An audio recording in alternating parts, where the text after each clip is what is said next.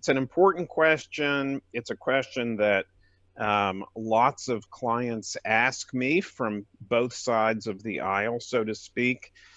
And it's a super interesting question. I will warn you in advance that the answers are not very satisfactory, and you will understand what I mean. But the good news is that you and your listeners will know, at least at a high level, everything there is to know about the topic once I'm finished talking for the next few minutes. It's not going to leave you with a warm, satisfied feeling, and you'll see what I mean by this.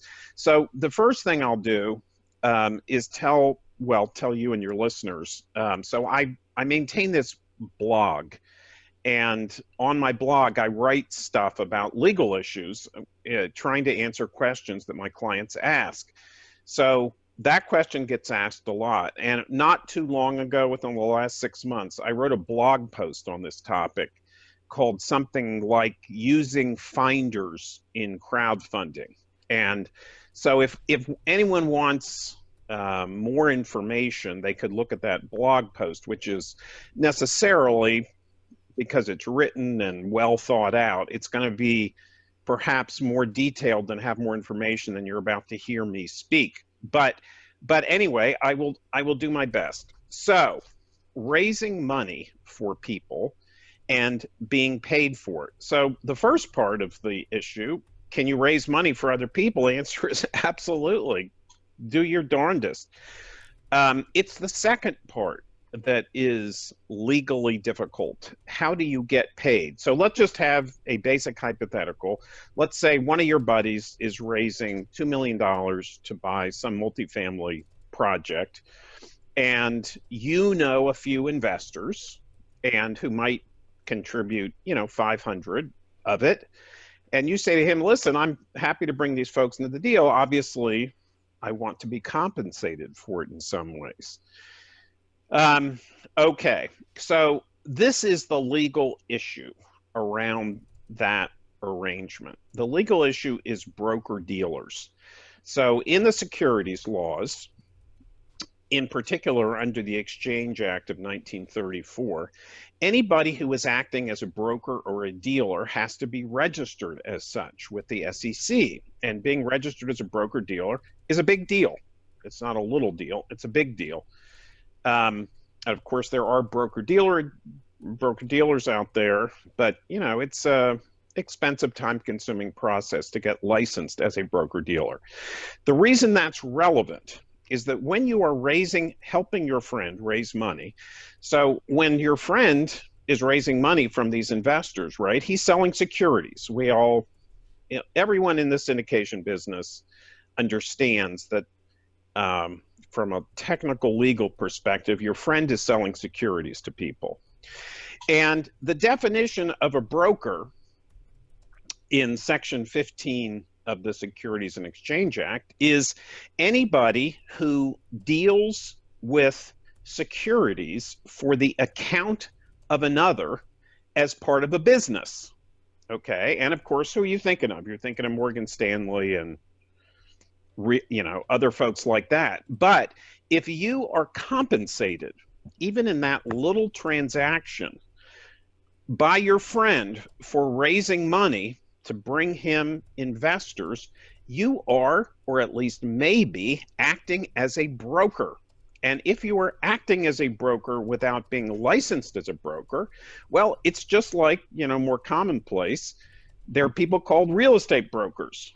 You go out and sell your house, they get a 6% commission. And if you just open your shingle one day and say, hey, I'll help you buy and sell houses, pay me a 6% commission, and you're not licensed as a real estate broker, you get in trouble. Well, the same is true, but at a higher level for acting as a securities broker without being licensed. And so if that happens, if you are acting as a broker, whether from ignorance or just because, gosh darn it, I want to do this no matter what the law says, there are two possible consequences. One, which is what everyone thinks about, is very unlikely to happen, and that is the SEC knocks on your door and sends you to jail or does something to you. It's very unlikely to happen because the SEC has the SEC probably has to devote most of its manpower these days to Elon Musk alone. So the SEC has very limited manpower. It's probably not coming after Whitney Sewell on the basis of a $2 million real estate transaction. So that is one thing that could happen, but is unlikely to happen. The thing that is more likely to happen is this.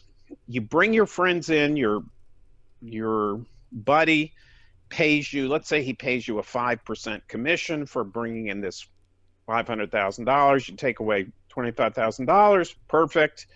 The deal goes south.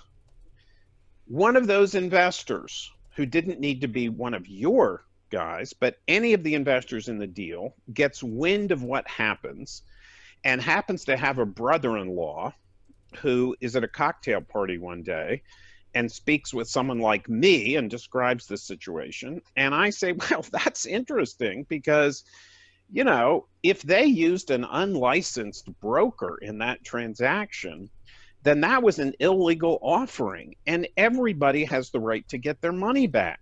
And the brother-in-law's ears perk up, and before you know it, someone's filing a lawsuit against you, the unlicensed broker, and your buddy, the guy who used an unlicensed broker, and everyone is really unhappy, and you're very sorry you took that $25,000. So that is, in a big picture, what the law is and what can go wrong. Now, unless you want me to shut up for a few minutes, I will then go to the next level. No, let's go. Let's go. Okay.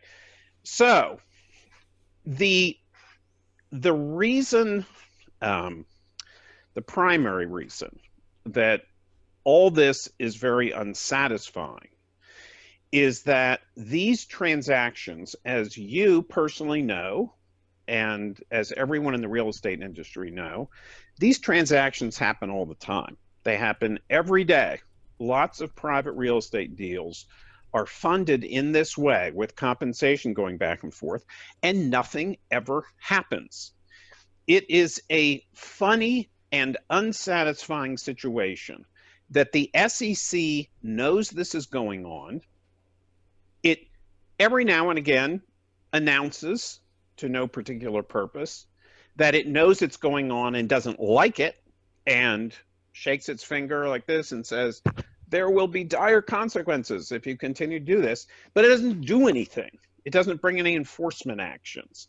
And so the industry just toils on with all these finders out there taking commissions and lawyers like me pontificating, you can't do that, and nothing happens. The shoe never drops. So it can be very frustrating. It's certainly frustrating for me. I mean, I hear from people all the time. My client will be approached by somebody, by an unlicensed person. They'll say, hey, we got $1 million, pay us 5%. I say, are you a broker? They say, what's that?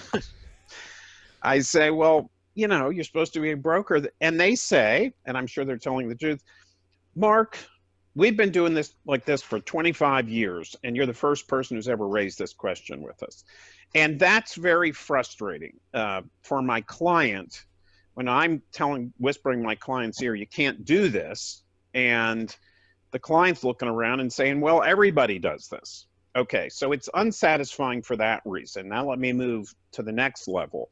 It is possible in some situations to construct an arrangement that is legal. And let me give you 2 examples of arrangements that are legal. The first, a promote.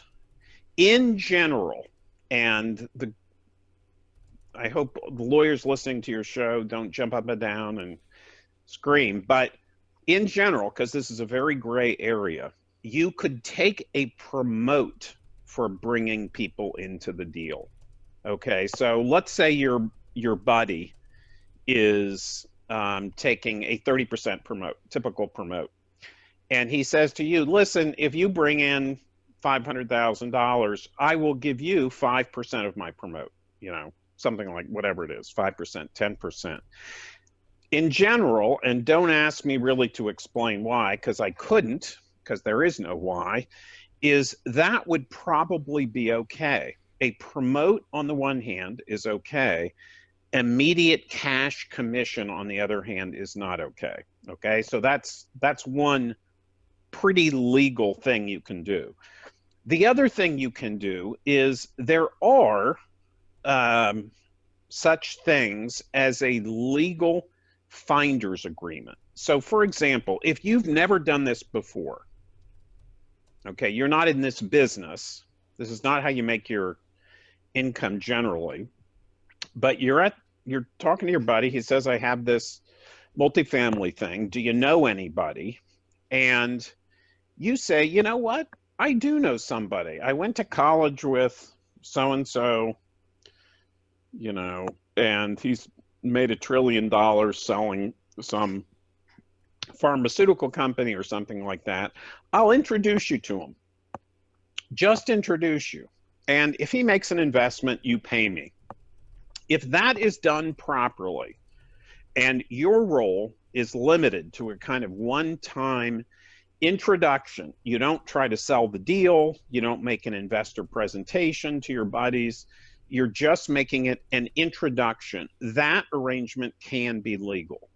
So those are two things that can be legal. Does the legal finder's agreement, I mean, is that something we should have in writing before they refer somebody to you or a potential investor to you? Yes. That if you're going to try to do it through a legal finder's agreement, that should be in writing. It should limit the activities that you're going to conduct. You're not going to conduct any selling activities. You're not going to go out and find investors. You are going to say, well, I went to college with this guy, I will introduce you. And if indeed he ends up making an investment, you'll pay me some money. And so that can be legal. So there are a couple ways that you can do it legally. There are a lot more ways that you can do it illegally.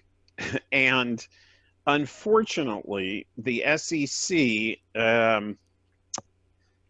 just sort of allows this all to happen while making clear that it thinks that it's all illegal.